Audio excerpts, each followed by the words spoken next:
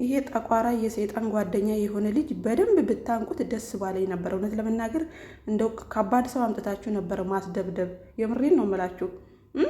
እነሱ ከቤት ሲወጡና ሩታዬ ብቻዋን በምትሆንበት ታይም ጠብቆ በሯ ላይ እንግዲህ እንደምናውቀው ነው። አሚሩ ማለት ዱላና ድንጋይ ይዞ የሚራሯጥ ሰውዬ ነው።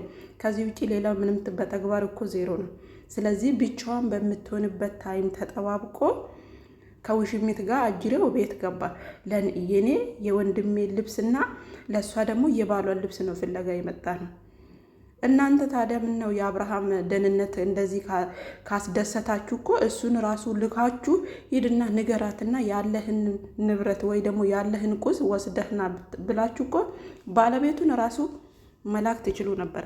እናንተ ግን ፈሪና ውሸታም ስለሆናችሁ ገና ለገና አብርሃም ወደ ራሱ ሲመለስ ሩታን እንደሚመርጥ 100% እርግጠኛ ስለሆናችሁ ታንበጫብጫችሁ ነው እዛ ቤት ድረስ ሄዳችሁ ጉራችሁን ስትነፉ የነበራችሁ።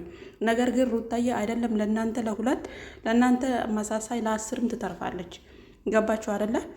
አሚሩ ደግሞ የሆነ ጉራ ብቻ ነው፣ ድንጋይ ይዞ ዱላ ይዞ መሯሯጥ፣ በሰው በር ላይ መሯሯጥ። የሰው በርን እንትን ማለት ከመጀመሪያውኑ ነው። ምክንያቱም እናውቃለን ከዚህ በፊት ስንት ጊዜ ወደ ሩታ ቤት ሲሄድ እንደነበረ ማለት ነው።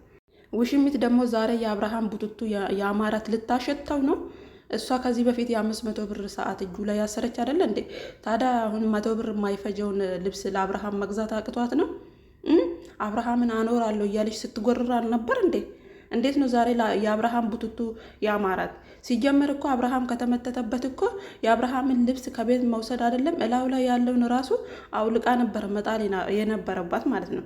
እንደዛ ከተባለ ምን ፍለጋ ነው እዛ ድረስ ሄዳ የእሱን ልብስ አምጪ፣ የእሱን ልብስ ነው የምፈልገው። በምን ሩታ ላግኛት ነው? አጭር አማርኛው